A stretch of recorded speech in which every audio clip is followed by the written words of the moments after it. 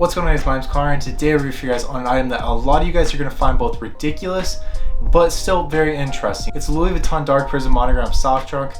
You guys can see it's only about this big, but this thing costs about $5,000 after tax and fees. So I'm going to be breaking down all the details of this bag as well as trying it on. So if you guys do enjoy these kind of videos, make sure to hit the like, subscribe button, as it really does help out my channel and get my videos shown to more people. And also, if you guys are looking to buy anything, sell anything, make sure to reach out to me on Instagram at Connor.Langley, and I'll be happy to help you guys there. With that said, let's get right into the review.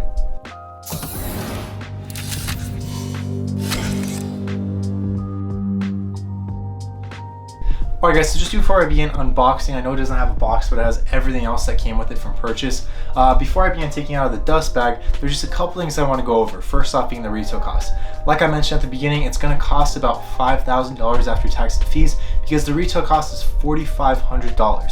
And obviously you're paying a bit for shipping, usually if you guys are buying online. And in states like California, tax is very high, so you guys are going to be right up there around $5,000. With that said, I'll begin taking out the dust bag. You guys can see just the sand color dust bag right here. But taking it out, you guys will be able to see we have the trunk right here.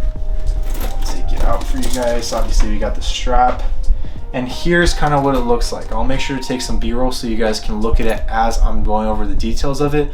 But just before I begin breaking down the smaller details, I just want to show you guys a couple things that it comes with.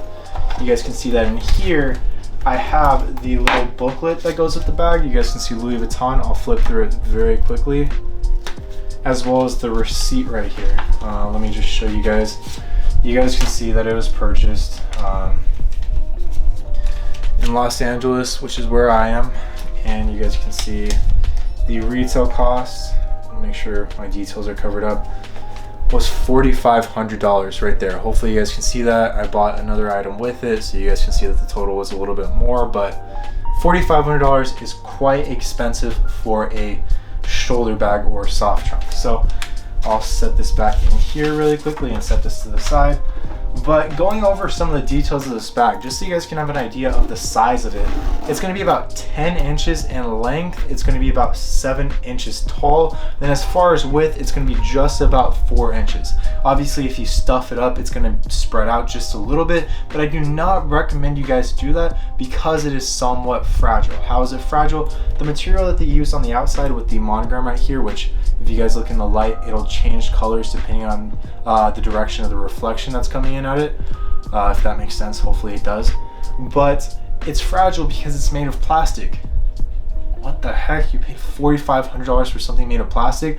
The canvas right here with the Louis Vuitton monogram is made of Monogram Prism plastic. And to verify this, when I heard my SA say it, I was like, what the heck? But then I looked on the website and that's what it said, Monogram Prism plastic. So it is quite fragile, and I also was doing some research, and if you, after some wear, you guys will end up getting sort of bubbles right here towards where the handles are, or depending on where you guys are holding it, some bubbles will form. So in the long run, this is not necessarily an item that I would really plan on keeping or pay full retail for, but if you guys are able to get for around that $3,000 mark, then I do not think that you guys will lose any money, so it wouldn't be the worst investment in my opinion. But as far as the lining goes, I always say textile lining, but as far as this bag, there is no lining. If you guys look at the corners right here, it's completely flat, and you guys will see the corners right here, which will be a lot harder than this. You guys can see this is like a leather right here, and then right here it'll be hard. Hopefully you guys can see that. You guys can also see the screws right there. Hopefully you guys can see in the camera. I can't really tell if it's focusing or not. And then we'll have the Cowhide-leather trim, which is the trim right here, not the lining.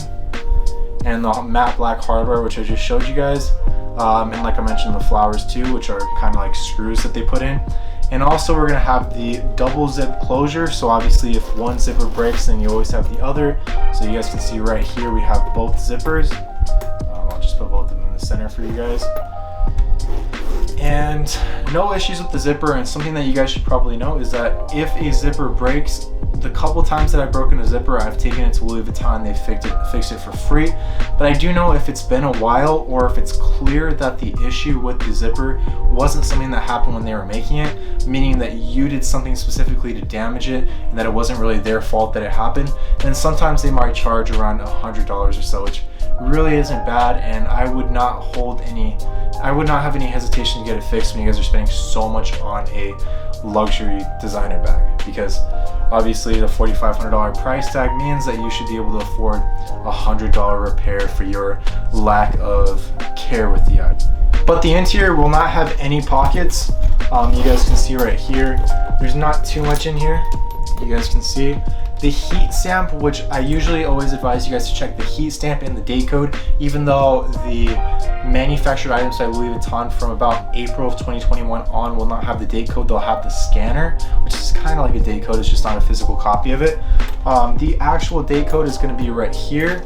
I'm just touching with my finger right there. Hopefully you guys can see it right on the inside of the corner right here. And the heat stamp is going to be right on the bottom. And just because an item has both the date code and the heat stamp does not necessarily mean that it's authentic. Those are just the two things that you guys are going to want to look at.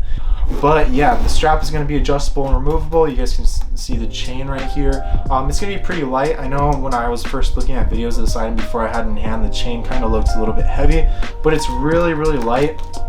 And it's also not super fragile or not super prone to being scratched up, just because it is light. So like obviously a heavier item, when it hits the surface, it's going to be a lot more weight and pressure. But since it's so light, I have not had any issues. You guys can see it's in pristine condition in my opinion. Then we'll have the strap with the shoulder pad right here. And overall, it's just a pretty good looking bag. Very interesting. A lot of times I say, oh, this would not be a bad purchase at all. But you really got to consider what price you're buying at, and also if you guys are going to be able to pull it off, because it is quite an expensive bag and it is quite exotic in my opinion with all the different colors, and you really got to think about what you're going to wear it with. But here's probably the most popular way of wearing it, with the chain in the front and it hanging towards the front, sort of on the side. And this is not necessarily the way that I would wear it. I usually wear it on the back side, but just to give you guys a good look of how you guys are probably going to wear it, here's how it looks from the side, here's how it looks from the front, and hopefully you guys can see I have my light right here to kind of emphasize the different colors that might be shown depending on the angle that you see it at. Here's the other side, and it seems when I'm looking at it that it's green, orange, red, purple, yellow, and yeah, those are really the colors that I really seem to notice, but I'm sure it's pretty much all the colors of the rainbow. Here's how it looks from the back side. The reason why I kind of like wearing it like this is because it is a little bit harder to pull off, so I can wear it like this even if my outfit doesn't necessarily always go with it. Here's how it looks from the side, and I also have a lot more room with my arms. As you guys can see, I didn't really have room with my right arm when I was carrying it right here. Here's how it looks from the other side, and it's overall just a very interesting bag. I would not say that this is a bag for everyone, but if you can pull it off, you can. But the heat stamp, like I mentioned, is going to be towards the bottom, and the reference on this bag is going to be made in France, Spain, Italy, or the US. I always get DMs, I always get comments asking me, hey, mine didn't say it was made in France, or hey, mine didn't say it was made in Spain. If it says Canada, China, Germany, any of those, it's fake.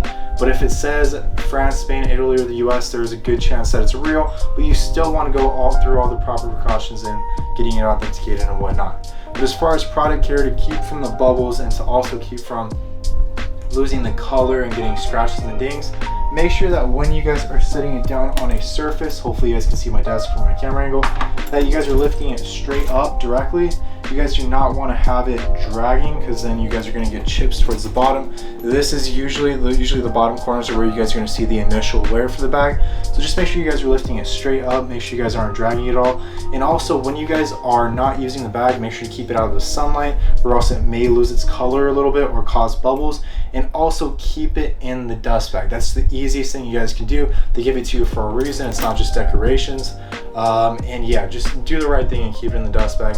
Make sure you guys aren't dragging it. And if you guys do see bubbles, like I mentioned kind of mid video, they will form, especially where you guys are pulling it from. So right here there might be some bubbles. If you guys are holding it from the top, there may be bubbles there, but that is after probably a couple of years of usage, so that's normal. I'm not completely sure if they can fix it or not. Let me know in the comments if you guys know, but let me know what you guys think of this bag. I think it's a great bag. I personally have not worn it too much just because it's kind of hard to wear, like I mentioned, but let me know if you guys are able to pull it off. Let me know what you guys wear, and also let me know what else you guys want to see on my channel. But with that said, if you guys are at this point in the video, make sure to like, subscribe button, as it really does help out my channel, get my videos shown to more people, and also let me know what else you guys want to see on my channel. But with that said, I will see you guys in the next video.